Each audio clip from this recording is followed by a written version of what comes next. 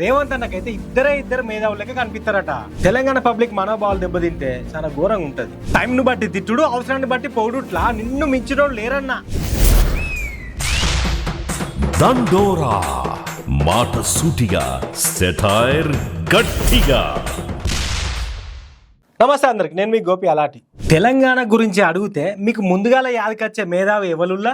జయశంకర్ సారా, కాళోజీ కాకనా, సురవరం ప్రతాప్ రెడ్డి సారా, నందిని సీతారెడ్డి సారా? ఇట్లా చెప్పుకుంటూ పోతే చాలా మందే ఉంటారు కానీ రేవంత్ అన్నకైతే ఇద్దరు మేధావులు లెక్క కనిపిస్తారట.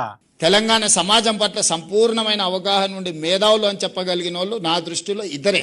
ఒకటి జయపాల్ రెడ్డి గారు, రెండు కేశవరావు గారు. గిది వెనకటన్న మాట కాదు, గియ్యాలే అన్న మాట. మరి గప్పట్లో ఏమన్నాడు కూడా ఓ పారేది చూడుర్రి. ఇలా కేశవరావు ఈ అక్రమాలకు పాల్పడ్డందుకు ఎందుకు కేశవరావు మీద నీ పార్టీ చర్యలు తీసుకోలేదు?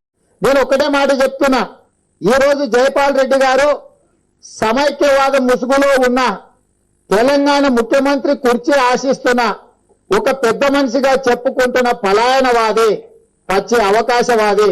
కేశవరావేమో అక్రమార్కుడు, జైపాల్ రెడ్డి ఏమో అవకాశవాది అని అప్పట్లో మాట్లాడిన రేవంత్ అన్న ఇప్పుడు గాల్లే తెలంగాణ అసలు సీసలు మేధావులు అని తారీఫ్ చేసిండు. అంటే టైంను బట్టి తిట్టుడు, అవసరాన్ని బట్టి పొగుడుట్లా నిన్ను మించినోళ్ళు లేరన్నా అని కారెడ్డాలాడుతున్నారు చాలా మంది. సరే, రాజకీయాలు శాశ్వత మిత్రులు, శాశ్వత శత్రువులు ఎవ్వరు ఉండరు కానీ వాళ్ళని పొగడాలనిపిస్తే పొగుడుకో. కానీ తెలంగాణలో అసలు మేధావులు ఎవ్వరు లేరన్నట్టు మాట్లాడు చాలా తప్పు కదా. ఎందరో మేధావుల ఆలోచనలతోటి తెలంగాణ డెవలప్ అయింది. ఎందరో మేధావులు తెలంగాణ మట్టికి దిక్సూసి అయ్యారు, దిగుట్ల దీపం లెక్క అయ్యారు. ప్లీజ్ ఇంకో తాప తెలంగాణ గురించి మాట్లాడేటప్పుడు అయితే జర వెనక ముంగడ చూసుకొని మాట్లాడన్నా అని అన్నబట్టి ముచ్చటారు కానీ కొందరు పబ్లిక్.